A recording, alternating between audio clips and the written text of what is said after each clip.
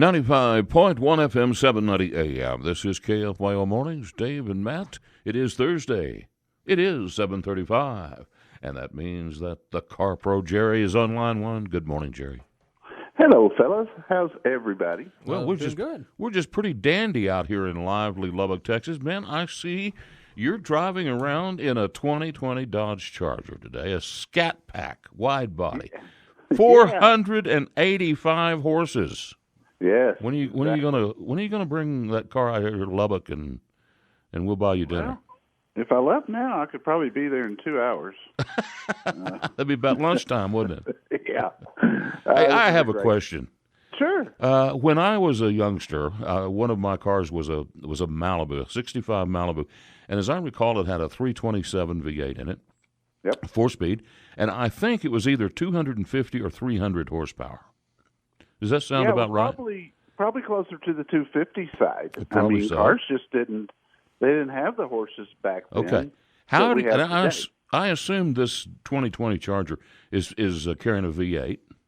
Yeah, Okay. it is. How do you get 485 horsepower out of a V8 engine now? Boy, I tell you, Chrysler's good at it. And this vehicle does not have a supercharger or a turbocharger on it. That's crazy. This is just pure raw horsepower, guys. And this Hemi engine has been around so long, and it's been so good. And you know, I've had several Hellcats over the past, I don't know, few years. Those run over 700 horses. And I just love what Fiat Chrysler's doing. They keep this car around, and really the same is true of the Challenger. They keep it around, but they keep making it different every year. They keep adding cool packages, and so they keep it fresh. And this is an all-new offering for 2020. The car itself is virtually the same as it was 10 years ago, but this has got the wide body, so it's got fender flares all the way around. And what that does for you, the benefit there is it allows you to put a larger tire on it. So these tires are 305 series Pirellis, and they're 11 inches wide across the back. And typically on the Charger, you'd get a 9.5-inch width. So you're picking up an 1.5 inches of width on a tire, which gives you a lot better takeoff ability.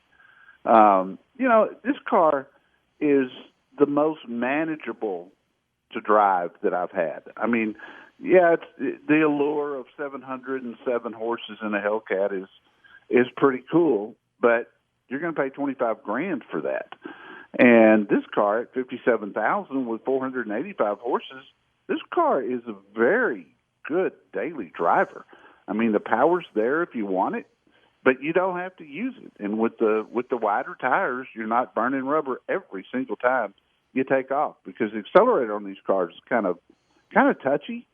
So with the Hellcat, I mean, the tires would bust loose every time. This car with 485 horses, you can actually drive it like a normal car, but boy, when you want the power, you should hear the exhaust on this thing. It sounds like a NASCAR. Well, I guess you don't buy this car for gas mileage, do you? No, you definitely don't. I'm doing about 12 in town, and that's not trying, but you know, that's not driving it as hard as it'll go either. But it'll do close to 20 out on the highway if you drive it properly. Hemis come with cylinder deactivation, which means when you're out on the highway cruising at 70, you're only running on 4 cylinders. So it's not too bad on the highway, but in town, if you get on this car a lot, you can just watch the gas gauge drop. So it's a comfortable car. Let me ask you this. One thing that I've been kind of interested in with the Challengers is, you know, as you know, I have a large family, and as far as sports cars go, it's a very nice looking sports car, but it's got 4 doors, which means it's an easy entry to the back seat. Is that back seat worth having, though? Oh, absolutely. It's massive. I wrote in the review that I haven't quite finished up yet, but if you wanted to put 3 full-size adults in the back seat, they would all be comfortable. A lot of cars, the roof line drops down really hard toward the rear. This car does not. This car is also wide, so you get more width in that rear seat. It would be a very comfortable car for 5 adults. Well, and to be honest, 57,000 does not seem that high for an almost 500 horsepower sports car. And I mean, the pictures you have, I mean, don't get me wrong, but this looks like a Texas Tech edition to me.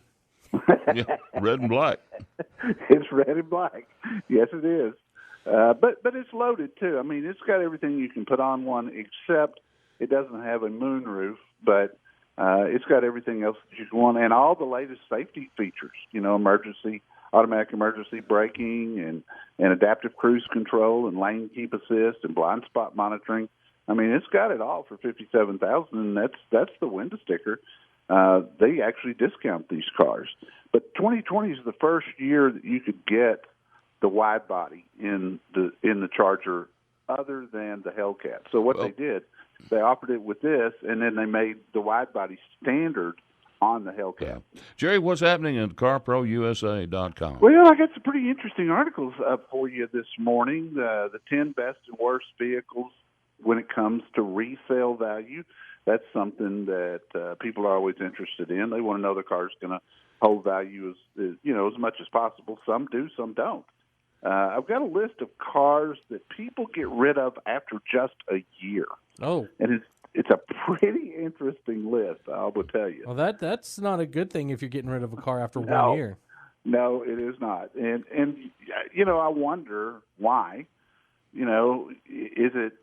Was it not big enough? Did it give problems? What was the reason? But it happens about 4% of the time. When people buy a new car, they get rid of it. I've got details on the new 2021 GMC Yukon that's going to be built right here in Dallas-Fort Worth. And white is still the number one color for cars in America.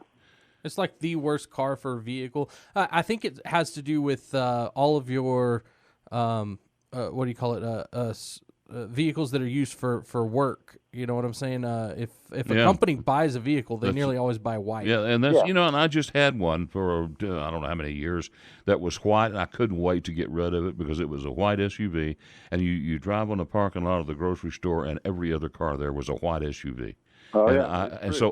Now I got a black one, and you go in the parking lot, and every other car is a black one.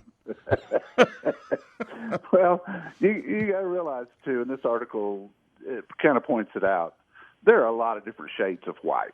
So I think that's one of the reasons it's still the number one color.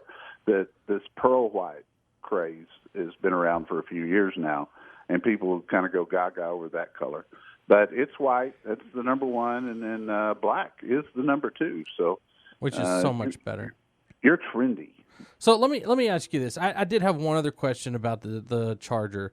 Sure. The V8 that's in there, is that the same V8 that's in the Hellcat, just the Hellcat maybe supercharged or something like that? It's a variant of it. This is a 6.4. The Hellcat actually has a 6.2, but it does have a supercharger. Yeah. And you can hear that thing winding up, man, when you're driving it. When you're driving a Hellcat, you hear that thing. It's loud.